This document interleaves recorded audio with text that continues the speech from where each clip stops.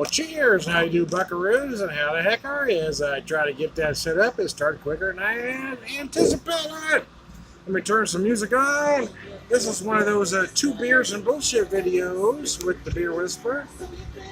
Let me arrange myself here. So a friend brought me two of these, right? I did one, did a video, and was deciding when the right time for the second one. So I'm going to go ahead and pop it tonight. I'm not doing a video specifically for this beer. It is one of those two beers and bullshit videos. Admittedly, it's a bit of a paradox to name our amber lager for history's most famous agent of prohibition, but it's a smooth, malty, and dare we say, paradox. Anyways, Elliot Ness, amber lager.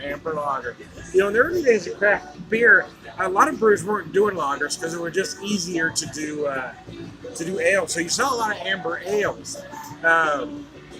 You didn't see a lot of pilsners, but you did see some. But you saw a lot of Kolsch style ales, because it was easier to do. A lot of them weren't really a Kolsch, to be honest with you, but they were a Kolsch in spirit. Got some knack going. I don't know if you can hear it or not. Good Girls Don't. Here on Beer Whisperer Radio.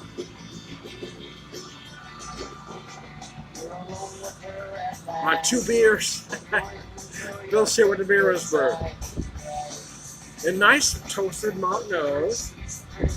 A beer like this, you really shouldn't get fruit notes. I think it's become, I don't know if trendy is the right word, but it seems like everybody wants to get fruit out of every beer. Malty beers like this, you really shouldn't find fruit notes. But I think a lot of people interpret certain things a certain way, and I think that's why you're seeing these fruit descriptors where they really don't belong. But then, as I've said a million times, if that's what you taste, that's what you taste.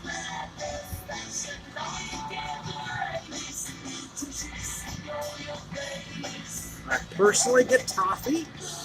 Again, I get some toasted malt, some toffee. I almost feel like I'm getting some nutty hazelnut-like notes as well. With this one, I actually feel like I'm getting just the slightest notion, just a suggestion, just an idea of anise as well, to be honest with you. Just a little bit in there. But I do. Good Girls Don't. And could come a one-hit wonder because that album spawned a lot of hits, but they were kind of a one-album wonder, I suppose.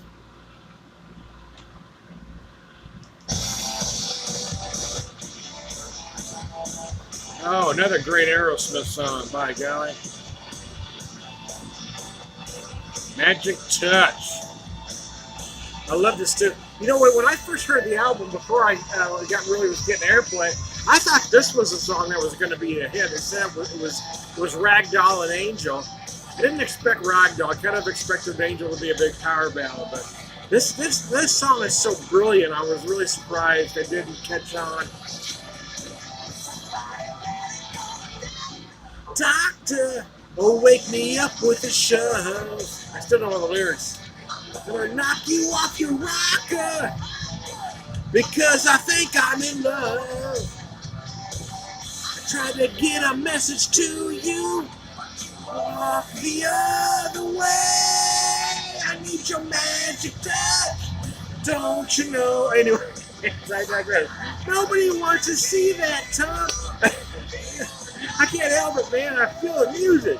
I got the music in me, baby. Cause I can't let you. Alright, well, see, I know it all, and I jumped ahead of the verse. Can't let you go.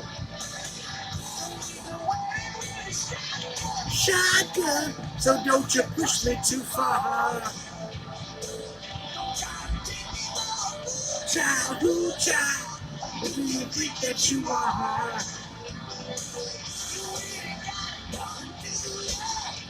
Wanna come as no surprise. I need your magic touch. Don't you know? I love this tune, man.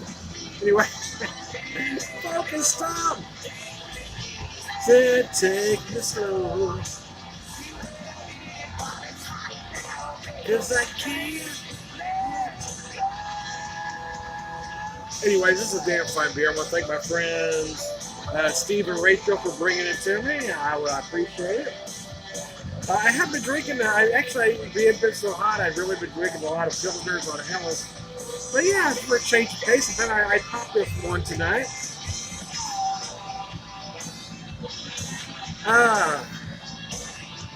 It's been very hot, and I've had a bit of a rough week, to be honest with you. I ended up in the emergency room Wednesday. Nothing serious. I'm not dying or anything, but I did something to my leg again, and I jacked it up, man. I finally got that knee healing, and I hurt it, and I couldn't put any pressure on it all with there. You know, so my wife actually insisted I go to the surgery because I wasn't going to go. But anyway, so we got an appointment with our orthopedist the very next day, and there was nothing broke. I was worried that I really jacked up that meniscus then, but where the pain was, it was basically what the arthritis. I aggravated the arthritis, so they gave me a shot in the knee and said stay off of it for a few days. Well, I'm going to work on range of motion, but not put any more pressure on than absolutely had to. So anyway, so that's what I'm doing. Not putting pressure on if I had to. But I hadn't grilled for a while, so it's been brutally hot out here in the Ozarks. Anyway, so I fired up the grill tonight. Nothing big. I'm just going to do some hamburgers later, but right now I put some taters on here. Some taters don't really need to be used. I call them red, white, and blue. They were just a baked potato mix. There was some gold, some reds, and some purple potatoes, but they look like red, white, and blue potatoes. So anyways, I quartered them, threw them out put them in a foil pack with some onions, my special seasoning, olive oil, just a little bit of butter. So I've got them getting happy, but later I'm going to do some burgers out here. So I have the burgers and the taters, anyways.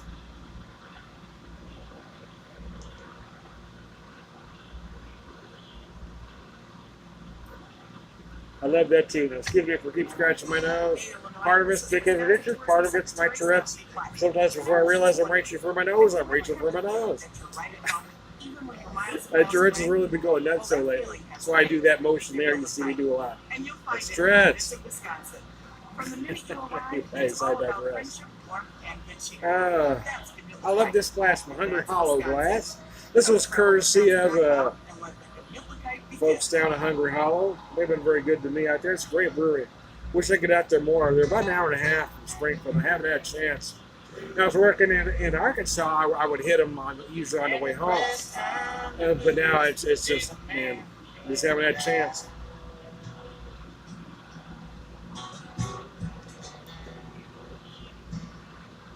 Well, shit a biscuit.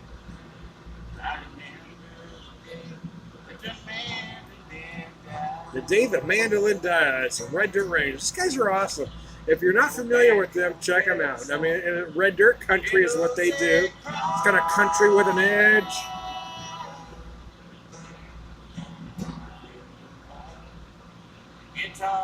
Less bubblegum country is what we've got now today. The new country is all bubblegum country, I call it. It just sucks a big one. But yeah, bands like this that are doing the Red Dirt Country are freaking awesome. Anyway. There was a nice radio station in Arkansas out of Fayetteville. They played a lot of country classics. You would hear a lot of Johnny Cash, but not just the typical Johnny Cash. You would hear other things.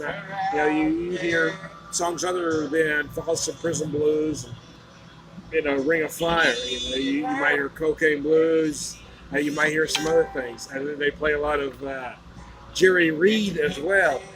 But here in Springfield, all the radio stations suck. They're all basically top 40 of whatever genre they're doing these days. Well, even the classic rock stations are basically playing classic rock top 40. You're not getting into the third song on the B-side, which it really blows, man. Anyways, let's knock this one back. We'll get to beer too.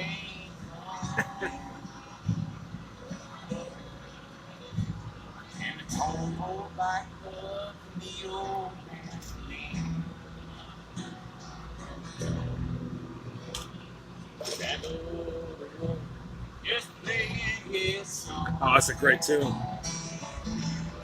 Mercy. So I have a Boulevard Dry Hop Hellas for beer number 2. Get my bottle opener, otherwise known as my special. I love a multi-purpose utensil. Nobody wants a unitasker. Something that's only good for one thing. I don't want a unitasker. This one opens bottles and flips burgers. By golly, I like it. Anyways, I digress. Using my fizzing glass here.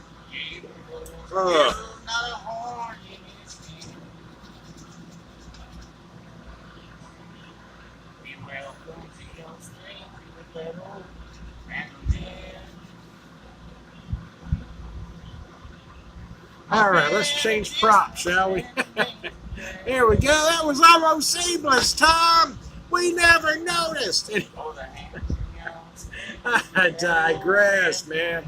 5.6%, 35 IBUs. First time it's been bottled. It's a tasting room beer. I really hope they decide to bottle this beer because it is absolutely freaking brilliant. Oh, I know it's one Quidditch. Let me. I call this my right-handed mug because I have to hold it with my right hand for you to see the fizzing. Anyways, cheers. I'm gonna take a big old drink.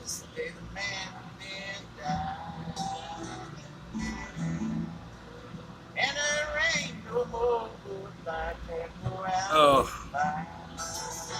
what can I say? It's a Hellas. I mean, combination of bready malts. You might get a hint of caramel in there from the amber malts. 5.6 is actually more ABV than most Hellas lagers, but it doesn't quite have as much big a hop finish as most, as your typical Pilsner. But this one is at 35 IBUs. Most are less than 35 IBUs. So this one really almost gives you the best of both worlds, man. I think it's a gorgeous beer. It's gorgeous. I like it. I digress. Yeah, it's absolutely brilliant in my opinion. It's just does everything right. Oh, shit, a biscuit and gravy.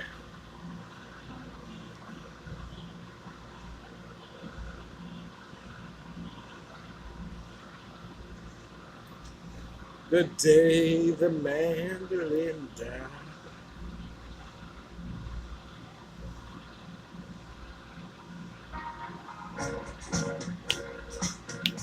Now I got Dr. Hook.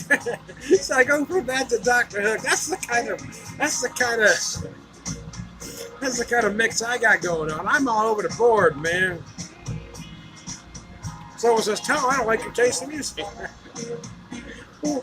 What part? Didn't you like the classic metal? You like the hair band? You like the jazz? I mean, I'm all over the place, man. I just love music.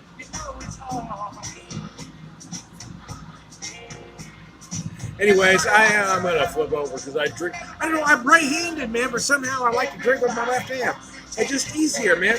It's funny. Back when I was able to play the keyboard before my hands got so bad, I always played different because I could always do faster runs with my left hand. So I would, I would hold the chord with my right hand and play the solo with the left. And I didn't do a lot of solos really. I was more of a rhythm keyboard player, I tell people. But my left hand was faster than my right, oddly enough.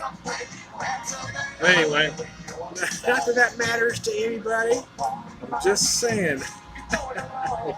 I am trying to be a whisperer. Beer evangelist, prolific beer drinker, per beer wisdom man.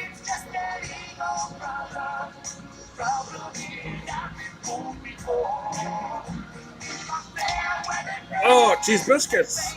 Oh, excuse me. Hope I didn't get any on you. All around good guy. Everybody have a good one.